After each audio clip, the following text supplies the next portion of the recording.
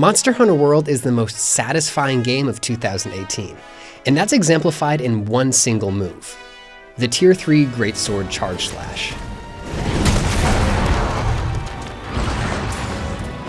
After 2 consecutive slashes, your hunter hoists the 7-foot blade one more time. They charge, then launch into the attack. They slam the sword down once, cartwheel over, and then slam it down again. If it lands, it feels absolutely magical.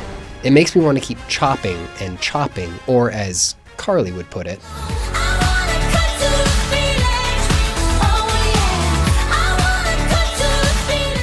and that magic is in the details. Let's watch it again, but slower.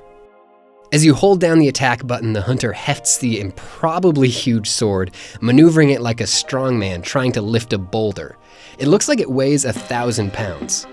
When you hit the first level of charge, the hunter glows pink. The controller rumbles faintly. When you reach the final level of the charge, the hunter bounces like an Olympic lifter, bracing themselves to explode upwards. They literally catch on fire, and the controller rumbles again. When you release the button, the hunter launches the blade in a huge overhead slash. Once the blade is moving, the hunter can't stop it.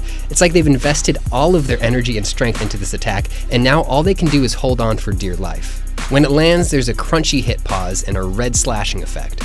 But the move isn't over. The hunter follows the blade all the way down and cartwheels over it, using their momentum to hoist it up for another vertical slash. Their rear leg swings up like a counterweight to the massive sword, like a judoka following through on an osotogari.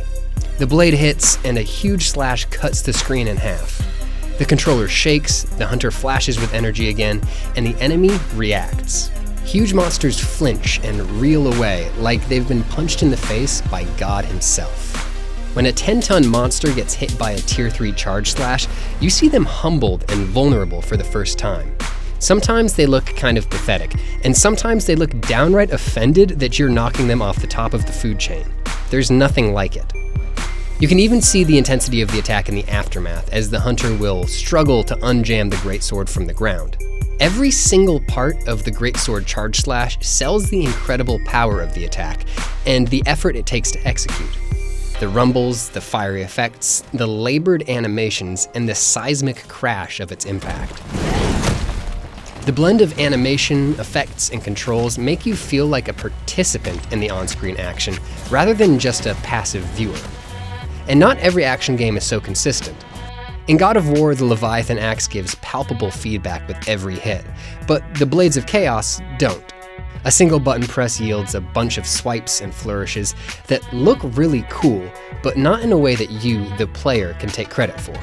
Likewise, Red Dead Redemption 2 has dozens of guns with incredible modeling, animation, and sound design, but the tactile experience of shooting them is pretty much identical. Lock on, nudge the right stick up, headshot. Which is why Monster Hunter World's thoughtful, borderline obsessive approach stands out. The Greatsword Charge Slash looks and feels exactly like it should.